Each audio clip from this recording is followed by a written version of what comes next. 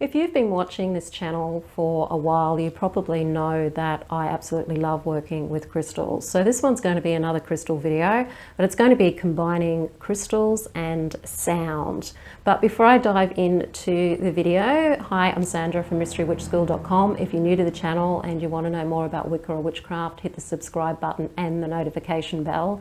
And I know that a lot of people out there really struggle with knowing where to start with their Wiccan practice and what to do. So if you are in that situation, I do have a free video that can help you map out your plan of learning Wicca.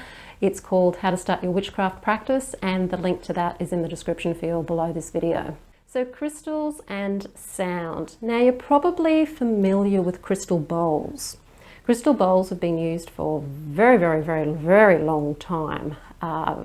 Singing bowls, this whole idea of the sound resonating is something that goes back to probably 5,000 years or even more. These are something that historically people have used for a very long time. It's even possible that the pyramids may have been linked to some sort of sound technology and sound energy. So the power of sound and the power of rocks are very linked and have been in our culture, all cultures, for a very long time. Thousands and thousands and thousands of years. And the different things have traveled around the world through trade, and different cultures have picked up on these things and made them their own. So you've got singing bowls, you've got, when it comes to the crystals and sound, you've got your crystal bowls. And you can get them generally in quartz crystal or selenite crystal or various other crystals that you can also use. They are very expensive though, so I know that a lot of people can't afford them. And because they come in all different shapes and sizes, when you're dealing with different shapes and sizes with any kind of instrument, that's going to affect the sound. So it really just depends on what frequencies you're wanting to work with as to which size you get. So what I'm going to do in this video is talk about how you can get the energy from your crystals that you already have, and other ways that you can use sound to help enhance the energies of your crystal work. So this isn't about crystal healing bowls. This is about working with like a crystal ball, for example, or a crystal point, or whatever you want to work with, and being able to enhance the energy of the crystal by using sound. So this is something you may want to do when you're doing spell work with your crystals. You may want to either charge your crystals up or cleanse them and get them sort of cleansing themselves, especially with the self-cleansing crystals like amethyst. You can do that with the sound that I'm going to show you. So there's various ways that you can work with sound in your spell work when it comes to working with crystals. Your own voice has vibration, and you can use your own vibration of your voice to speak your spell into the crystal and do your chant of your spell into the crystal. So you're actually talking to it and telling it exactly what it is you're wanting it to do. If you're making a talisman or a charm, an amulet, that's exactly what you do.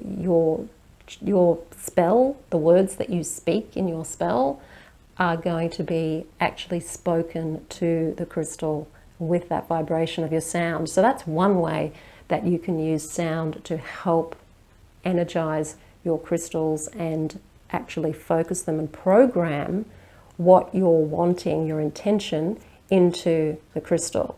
You can of course hold your crystal and focus the intention of your crystal using your mind if you're more into that mind magic.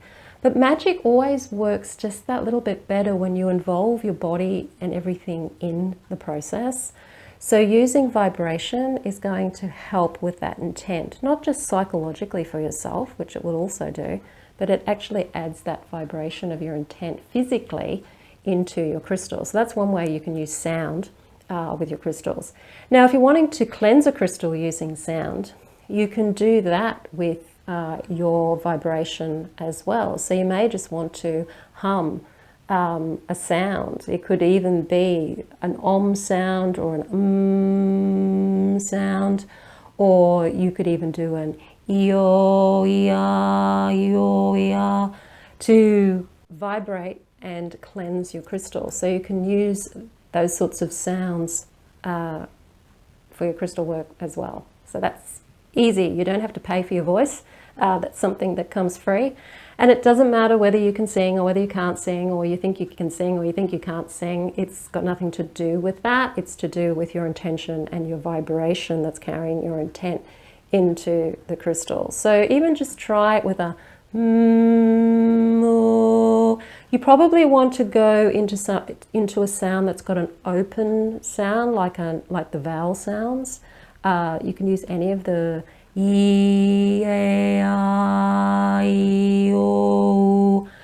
those sorts of sounds are open, and so they're going to send that sound really out into your crystal. So have fun with that. Doesn't matter what you sound like.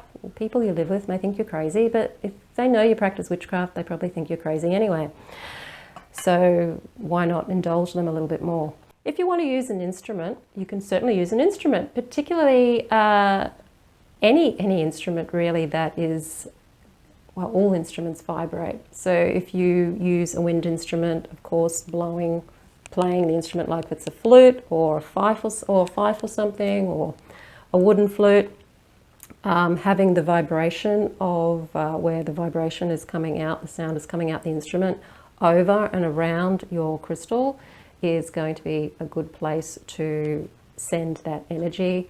If you play a stringed instrument, having that vibration, so if you play violin, which I do, then you can have that energy of the going into the crystal. I like to direct the instrument to the crystal, just to help with the intention of directing whatever instrument that you're playing. You can do this with any instrument really that vibrates. If you're using a piano, you're probably going to want to put your crystal on top of the piano somewhere where it's going to get that resonance and that vibration coming from the strings actually inside the piano. So have a play if you're a musician, and grab yourself a crystal, grab your instrument, and see what sort of energy you can project into your crystal. And just notice how the crystal feels after you've done that. Like, does the energy feel broader? Because I notice that when I do any sound work with the crystals, when it comes to working with instruments, particularly healing instruments, things that are specifically designed, like a singing bowl, or a Tibetan bell, for example, that because these instruments are designed specifically for the vibration of a healing type, that it really helps bring the energy out of a crystal. So what I find happens with crystals is that when I feel the energy around a crystal, it may only be this big, but then when I actually do a crystal bowl around the crystal, the energy is so much bigger, it's like way up here somewhere. So it emphasizes and expands the energy of the crystal.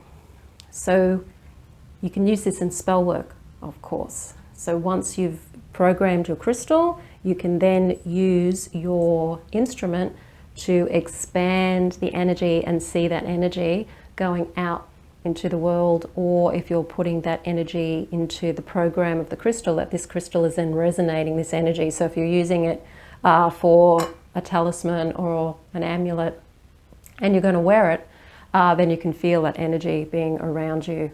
You're going to have to charge it up every so often, so keeping it charged as well, maybe once a month, depending on the crystal, but it's a lot of fun. So if you're using a singing bowl, you just use it the way you normally would, but you direct the energy. So I like to have it a bit of a tilt and just playing the bowl. And once it starts to get going, and it takes a while for this one to get going, just making sure that the sound is going to the crystal. And I'm not going to let this get too loud for the sake of the microphone.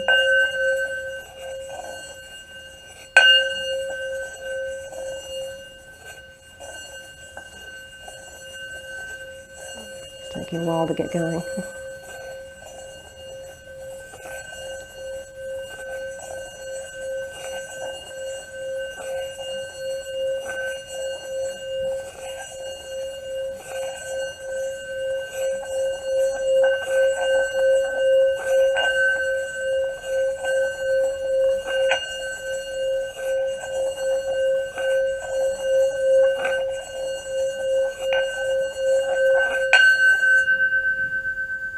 And you can do that for quite some time. This singing bowl hasn't quite got going yet. It takes a while to really get the resonance coming out, for it to really go into that full-on resonance that it has.